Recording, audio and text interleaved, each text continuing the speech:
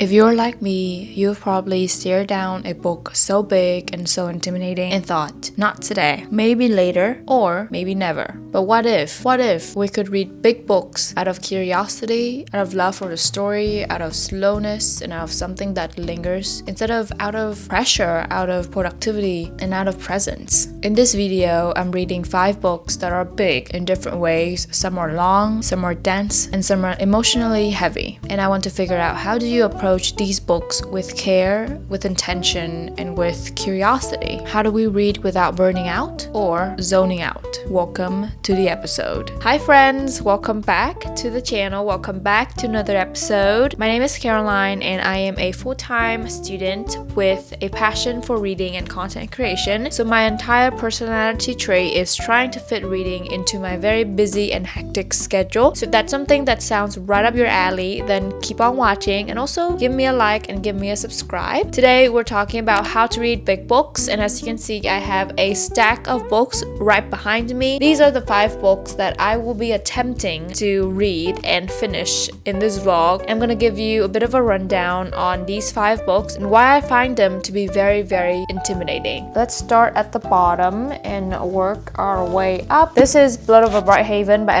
Wang, and this one has been very intimidating for me for personal reasons, because I finished reading Sword of Kaigen by Wang and I really loved that book. It was my first 6-star reads of the year and I still want to read with that book every single day of my life. And I don't know what this is about, but apparently it's about this girl who wants to become the first ever female mage in her country, her city. This might be my last Wang book because she doesn't have any other books that are out that are standalones. I think there's another series of her, but I think it's more YA. Personal reasons, very, very intimidated. Although I have this physical copy from my library, I was very surprised that my library has this cover. Beautiful, beautiful. It also has a map.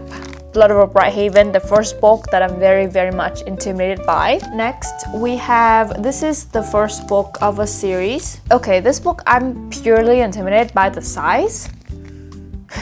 It is such a big book. It's like 700 pages or something. Oh, it's 500? Maybe it's printed very big. That's why it looks huge. This is The Game's God's Play by Abigail Owen. And I've been seeing this book a lot on TikTok. I was hesitant to read this book just because it is part of the series and it is the first book in the series. And apparently there's a lot of Greek mythology, and that's why I was scared that I might not get what the book is saying. Hopefully I will. Next one is a controversial one and a very recent release. This is Bury Our Bones in the Midnight Soil by Schwab. This is my first ever Schwab and also intimidated by the size. This one is so big. This one is 500 pages and it's a big ass book. The only thing that I know of this book is that it's a vampire story, but it is a horror, gothic, pretty eerie read, so I'm excited. This one I'm also very, very, very intimidated by because people have very mixed feelings about this book. This is Deep End by Ali Hazelwood, also my first book from this author. I feel like most of these books are first reads of these authors. I'm afraid that this trope might not be for me. Also, I'm afraid that the emotional aspect of this thing and the mental health aspect of this thing and the romance aspect of this thing might not be done to my liking. I was very much suspicious because I don't read romance that often. There are very few tropes, especially about sports, that I like and I enjoy reading about. I think this book has smut. I don't know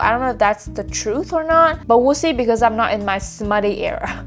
Just to spice up the genre, I thought we could talk about this modern classic of a book. This is The Secret History by Donna Tartt. This one I've heard very few reviews that are bad about this book. I have very high hopes for this book. This is also, I think, a dark academia classic. If this goes well, I will pick up The Goldfinch next. I saw both The Goldfinch and The Secret History on the shelves at my library, but the reason why I decided to pick this up was because this is, I think, the first book that people tend to read if they have never read Donna Tartt before. Okay, these are the books that I will be attempting to finish in this vlog. It's a big stack. The least amount of pages that the books have is Blood of a Bright Haven down here, and she's 400-ish pages, and then the rest are like 550, 600 pages books. So I'm very much excited. But that being said, I'm gonna start out with this one. I already started with this book. I'm on page 10 right now. Okay guys, we finished Blood of a Bright Haven. It was heartbreaking.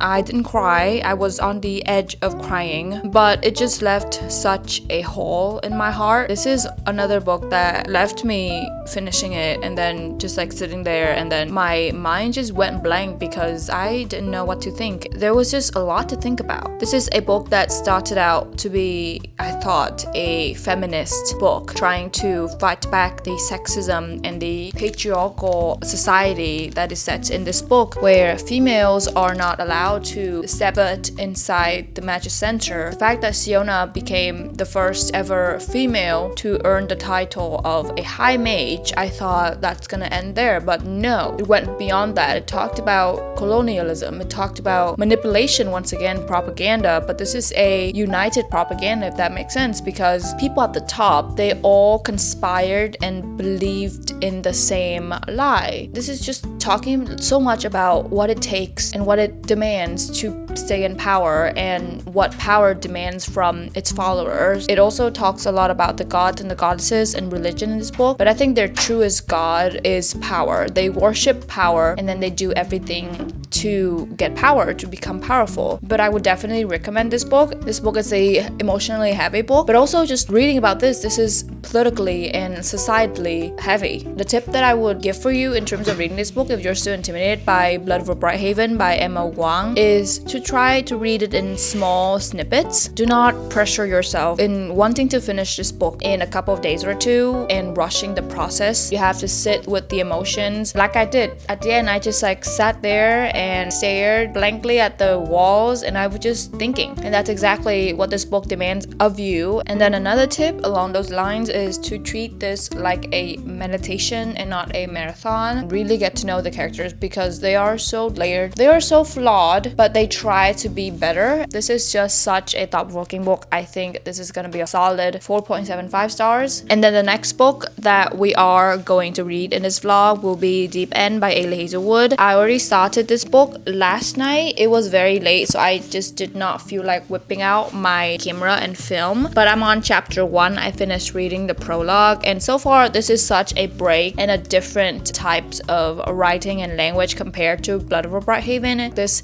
has the complexity that I'm looking for, even though I'm still like not even one chapter into the book. I'm not sure if I will tolerate the themes of this book very well. I will have to experience to see if I could, and then I will report back to you, and then we can talk about some tips to get through this book. That's my little update. I will check back with you when I have a midway check-in.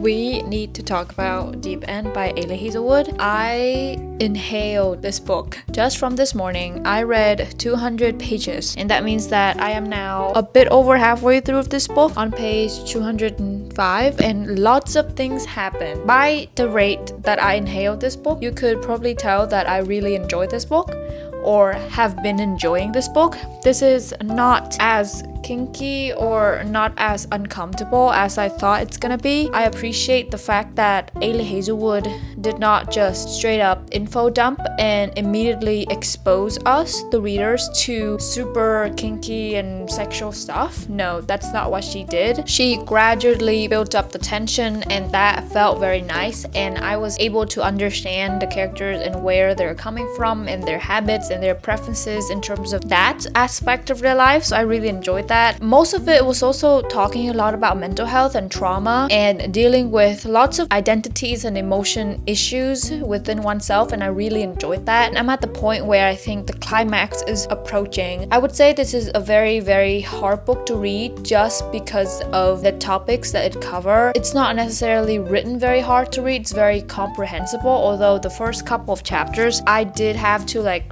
read very slowly. Whenever you switch between genres, a big tip would be try to read it slowly and give yourself time. Even if you have to, you can reread paragraphs multiple times, reread certain chapters multiple times. I did have to like reread chapter 1 as I was going through the book, make sure that I really paid attention to the names and the characters and what they're going through. This is set in a college setting. It is a sports romance, but I think it's more than that. Okay, the kinky stuff and their sexual preferences, I don't mind. You know, it's just refreshing to read something that's not a traditional formulaic romance story. But if you like feel uncomfortable, I could definitely see why. Keep in mind, this can be quite emotionally daunting and heavy. So yeah, read it at your own pace.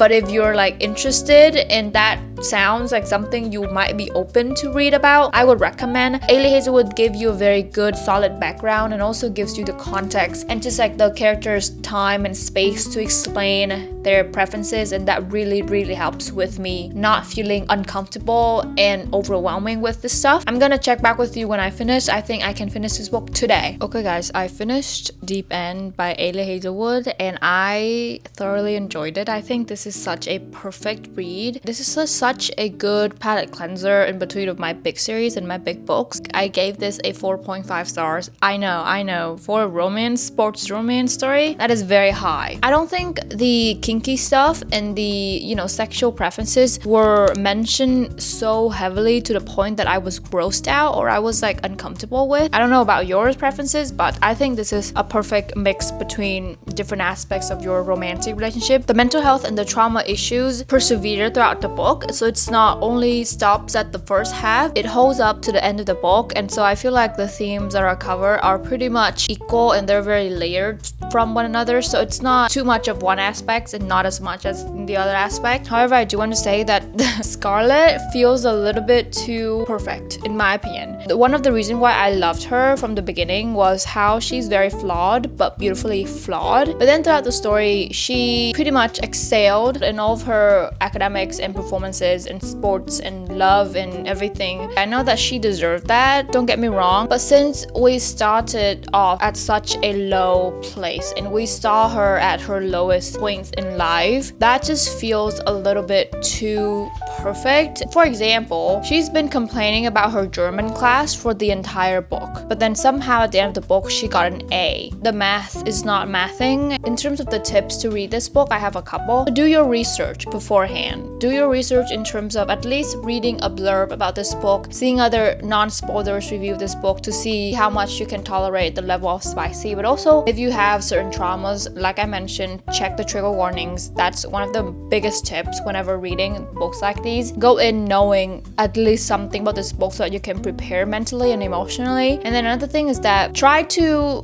not take as much breaks. I know this sounds contradictory to the other tip that I mentioned about the other book where you should take small breaks, but I feel like one tip that helps was for me just to sit down and read this book continuously, just because that way I could really connect with the characters and really understand what they're talking about. I feel like because of the nature of a sports romance, whenever I'm not in the world and when I come back to it, I don't understand the terminology, the setting, the context of it all. I literally spent the entire day yesterday reading this book, and this is a pretty chunky book, pretty much in one sitting, if not two sittings. So yeah, I really enjoyed this book. The next book that we're reading and reviewing and giving tips about is The Secret History. I am very interested and intrigued about this book. This is going to be a pretty major break from Deep End. It is a dark academia kind of historical fiction book. This is a modern classic, so I'm very interested. I read a couple of pages of this book last night. I got through the prologue and some of the chapter 1, so we'll see. I'm going to go to the library today and then maybe we can read and do some work at the library. I'm gonna catch you when I get to the halfway mark. Reading update on The Secret History. I am a bit over halfway done with the book. I'm on page 280 and this one is taking me a lot longer to read. I want to say it's a hard book to read, but it's not. Everything is very comprehensible, but then at the same time it's also quite hard to read, maybe because of the actual content and what is being discovered and talked about in this book. It's just a weird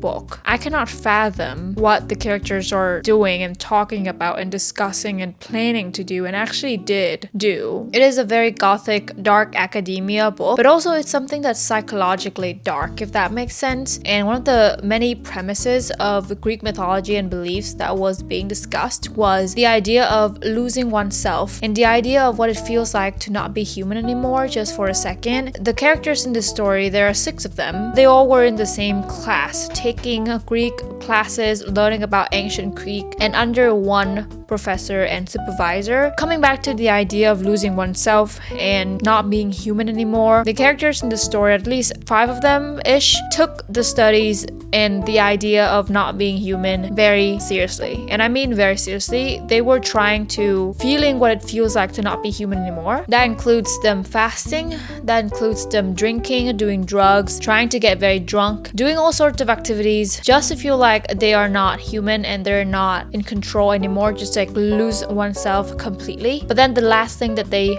wanted to try was kill somebody.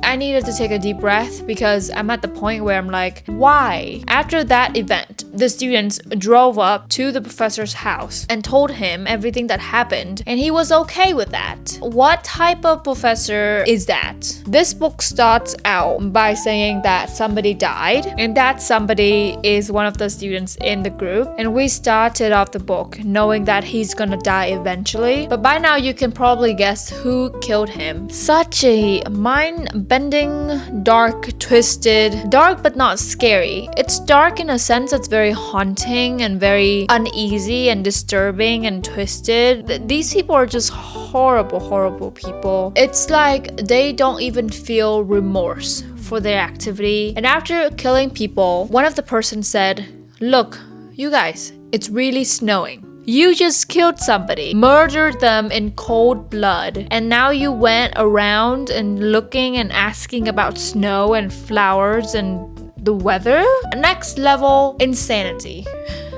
I finished The Secret History by Donna Tartt, and let me tell you, this book is not what I expected it to be. Long story short, I enjoyed this book, but did I love it? Absolutely not. Even though this book made me think a lot about life. This book follows Richard Papin. He is just an ordinary person from California. He went to this college in Vermont called Hamden College, and there he got enrolled into learning about ancient Greek with 5 other students: Henry, Camilla, Charles, Francis, and him. So 6 students in the same class. And one of their lecturers talked about, like I mentioned, this idea of losing oneself. After the lecture, the other 5 students, excluding Richard, because at the time Richard was not very close to the rest of the students, but then the other 5 students, they started wondering, can it actually be possible for people to actually lose themselves and feel not like humans for a day or 2 or a period of time? From there, they wondered, what did they have to do to feel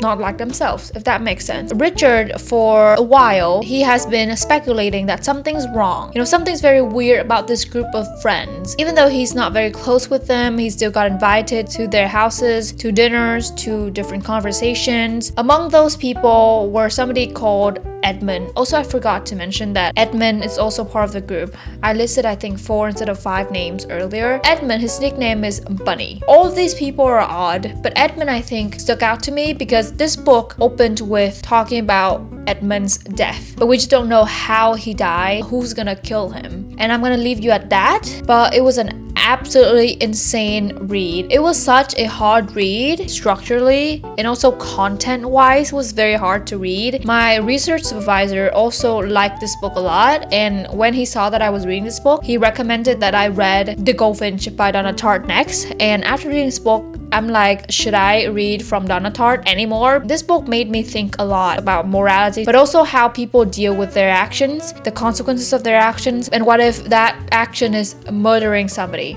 in cold blood. Whew, this is a lot. Do I recommend reading this book? Maybe, but it's definitely worth it. I now know what this book is about, what the fuzz is about. I can definitely see why this is one of people's favorite books of all time. So even if you choose to read this book, prepare to be up at night thinking about this book and just questioning everything and really look at humanity from a different angle and perspective. I think it's a solid 3.25, 3 stars. I liked it, I enjoyed it, but I didn't love it. In terms of reading that book, my only biggest tip would be to take it slow, and also to eliminate the feeling and the desire and the need to to like any characters and to resonate with the characters because they are all virtually insane. So it is impossible, nearly impossible for you to resonate with them and see why they did what they did. So it's very hard to do a deep dive into that book because it is such a weird, gothic, and dark book. So take a step back if you feel like you needed it, because I definitely needed some breaks from reading that book. It was very hard to read. And also, if it's possible, have somebody to talk about that book to. I had my supervisor who already read that book, and it was such an interesting conversation talking to him, discussing with him about the themes, the plot, and the overall meaning behind the book. And so that was very helpful. Those are my tips in terms of reading that book. After finishing this hefty of a book, I needed something lighter. So it's time that we pick up The Game's God's Play by Abigail Owen. I did a bit of research and I realized that this book is part of a incomplete trilogy. Book 2 is coming out in October this year, but so far it's been very interesting. I got to like page 14, 15. It's definitely easier to read than The Secret History. It's such a great break. I'll catch you when I get to the halfway mark. Okay, welcome back. Welcome back. I am here to give you my halfway check-in with The Game's God's Play. I am on page 258, so like that much into the book. It is very interesting, but I am getting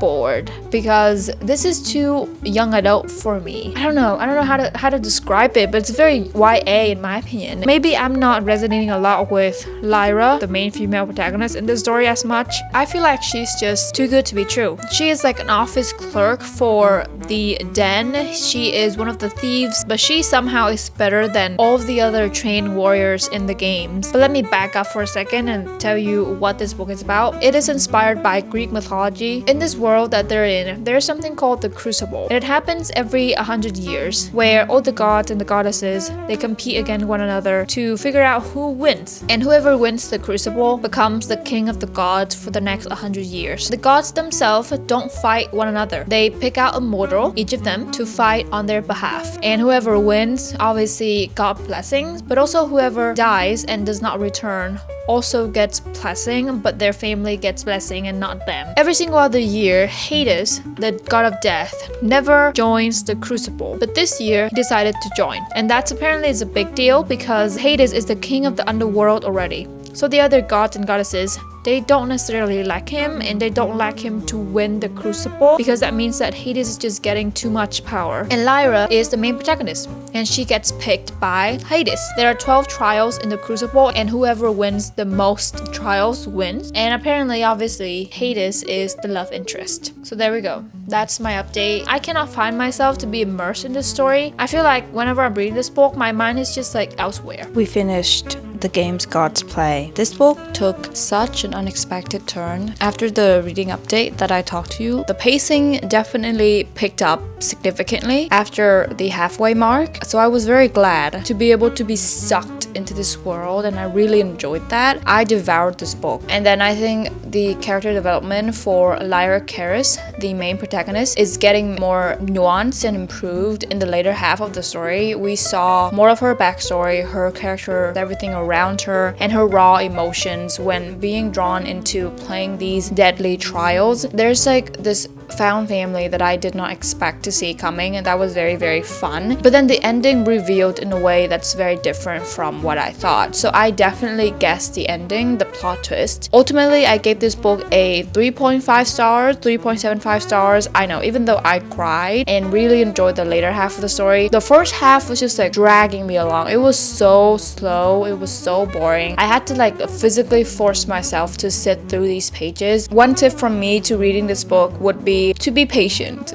At least up until the halfway mark, try to familiarize yourself with all the characters because there are a lot more characters than you would think. It is a ginormous book, so patience is something that's absolutely necessary. This one took a bit of learning and really familiarizing myself with not only the writing, because like I mentioned, this is very YA, very young YA even. But now that I finished this book, I feel like I have to continue the series. And then the second book is coming out in October this year, so a bit of a waiting game, but I'm pretty sure this is gonna be a completed trilogy soon, hopefully. So yeah, that's The Games Gods Play, 3.5 stars. We are moving on to our last and final book of the challenge, which is Burial Bones in the Midnight Soil by V. Schwab. This is my first ever book from V. Schwab, and I'm very excited. This is another one of those big ass hefty behemoth of a book. I don't know anything about this book except that it's very dark and gothic and has a vampire kind of story underneath. V. Schwab is a very beloved author on TikTok, so I'm very interested. Hopefully after reading this book I like it, then I could read other books from her. So that's Burial Bones in the Midnight Soil. I'm gonna catch you at the halfway reading update and then we can chat. Okay, a bit of an update. As you can see, I chopped my hair off. So now I'm basically rocking a bob for the summer, which is so weird of not having long hair again. Just FYI. But it feels very, very fun and very refreshing. And it's been like 5 or 6 years since I last saw myself with short hair. But anyway, I have a bit of a reading update in terms of Burial Bones in the Midnight Soil. I am officially almost finished with the book. 2/3 into the book, I think. I am on page 394. I think we could definitely finish this book tomorrow. I don't want to say like it's boring, but it's kind of like a very, very smooth. There's no action going on, even though this is a book about vampires, and I think this is a lesbian historical fiction retelling, and so far it's been going pretty good. It took me a bit of time to really feel and connect with the book. Her writing definitely was not for me at the beginning. I think it is still not for everybody, and I would say it takes me up until even after the halfway mark to really fall in love and really enjoy the writing. So we basically follow 3 women. We have Maria, Charlotte, or Lottie. Oh, we also have Alice. Maria and Sabine are the same person, but they changed their names after a certain event and a tragic event happening in their life. And I feel like I resonate a lot more with Sabine and Charlotte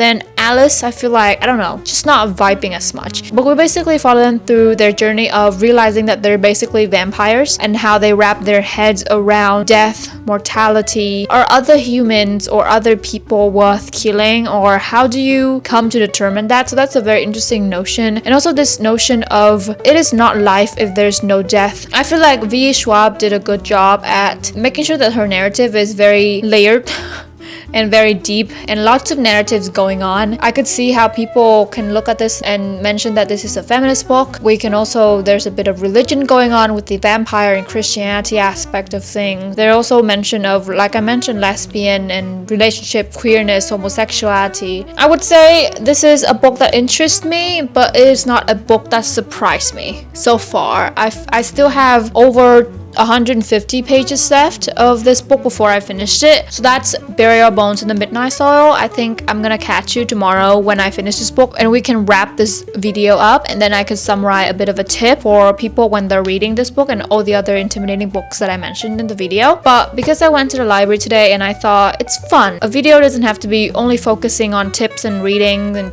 tricks and stuff. I also wanted to give you a bit of a library haul because I went to the library today. So I picked up one book, and then I also was walking around the neighborhood yesterday going to Kroger, and we came across this free library, and they had one of the books that I've been looking for, which is Beloved by Toni Morrison. This is a very old edition, I want to say. This is the naked cover of the book.